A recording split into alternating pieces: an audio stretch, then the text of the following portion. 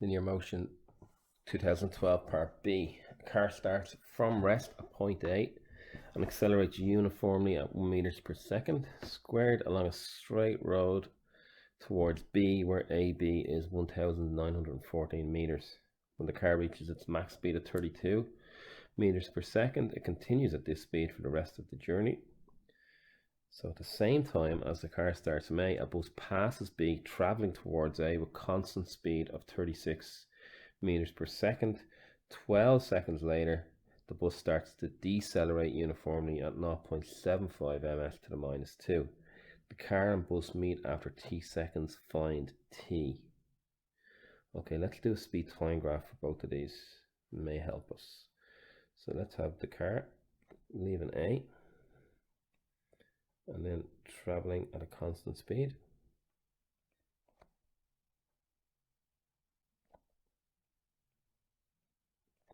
It reaches the speed of, and let's find that in a minute. And then it travels uniformly. So if we call this one the car, it reaches a speed of 32. Okay, 32. So let's look.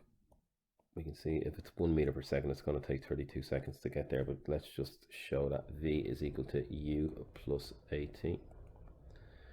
So my velocity, 32, when it starts from 0, is equal to acceleration times time. So it takes 32 seconds to reach its max speed. Now the distance traveled in that time is going to be given to us by S is equal to UT plus a half AT squared. So the distance traveled by the car in the first 32 seconds, it starts from rest. So we're going to have half times 1 times 32 squared, which is going to be 16 by 32, which is 512. So the bus travels, or the car travels 512 meters in this section. So that's, I'll just change the color here, that's 32. If this is the total time, this one is t minus 32. So if we look at the distance traveled in here, it's going to be t minus 32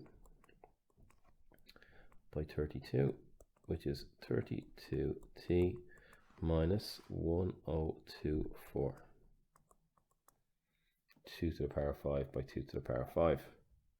So the total distance then for the car, S is equal to 32t minus 1024 plus 512. So the distance for the car is going to be 32t minus 512. So that's the car. Let's look at the bus. So the bus is traveling from a point towards the car. It's traveling on a constant speed, traveling at a constant speed and then decelerating. So what information do they give us? A constant speed of 36. 12 seconds later. So in this, the distance traveled is 12 by 36. 12 by 36 is 432.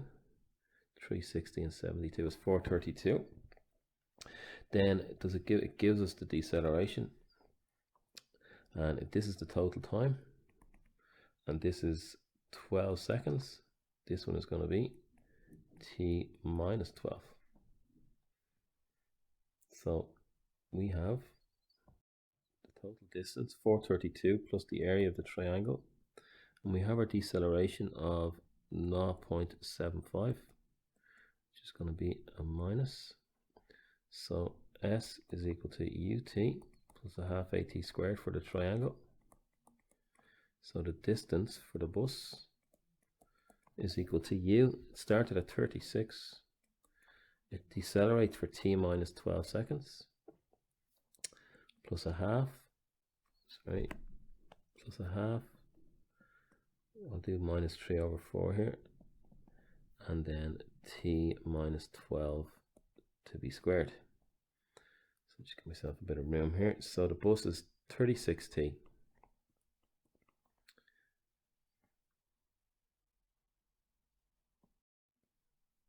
minus 432. Sorry, I left out the minus there. Minus 3 over 8 times t squared minus 12t twice plus 144. Now does this divide in evenly?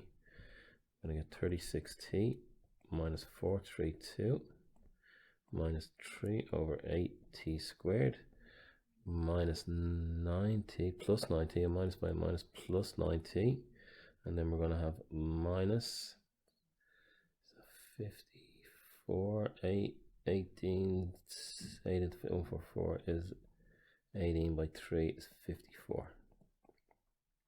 So if I add on my 432 here, I'll get the total distance for the bus, which was the rectangle. So the total distance at a time t for the bus is going to be 36t plus 9t minus 3 over 8t squared minus 54, which gives me 45t minus 3 over 8t squared minus 54. And when they meet, the total distance traveled is going to be the distance between the 2 points, 1914. So if I add the bus and the car together, we'll have to get 1914. So let's do that. So the distance of the car plus the distance of the bus is the total distance, 1914. So we have 32t minus 512. I'll just write it underneath, plus 45t minus 54 minus 3 over 8t squared. All of that is equal to 1914. So if I combine my two lines, I'm going to get 77t minus 566. Sorry, minus 566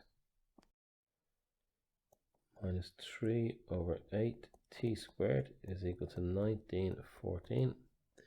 Now we're going to need to bring this together in the quadratic formula. Would it be worth multiplying by 8? Let's multiply it by 8 and simplify it that way. So before doing that, I'm just going to make them positive, the t squared. So 3 over 8t squared, we're going to have 1914 plus 566 plus 2480. And we're bringing the 77 over, it's going to become negative. Now you could multiply by 8 and put bigger numbers into the quadratic formula, or you could just put them in like this. So I'll leave it up to you. I'm just going to use it like this. Actually, it's just easier, I think, to simplify it. Instead of multiplying by 8, we're going to get the same answer. So my two answers when I type this into the quadratic formula, t is equal to 40 and t is equal to 165. 165 can't work here because if we look at the car, it's going along at 32 meters per second. So in 165 seconds, even if we discount the first part, it's going to be a lot further than the distance between the 2 points. So the answer we're going to take here is t is equal to 40.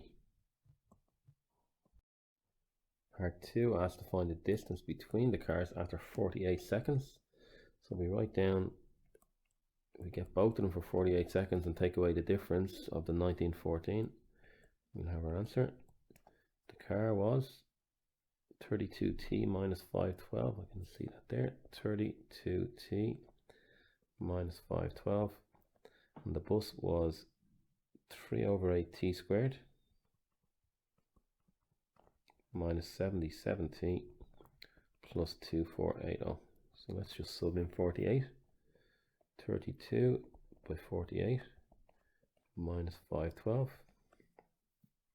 Just going to type this straight into a calculator here. We don't need to do them individually. That's going to give me 1024, and subbing in 48 in here. So just type it into your calculator with the brackets the way you see it. This is going to give me an answer of 1242. So if they were if they were driving away from each other from the beginning, this would be the answer. These two added together. But we have to take into account the 1914 that they have traveled, and we would take that away obviously to get the distance between them, and this works out to be 352 meters.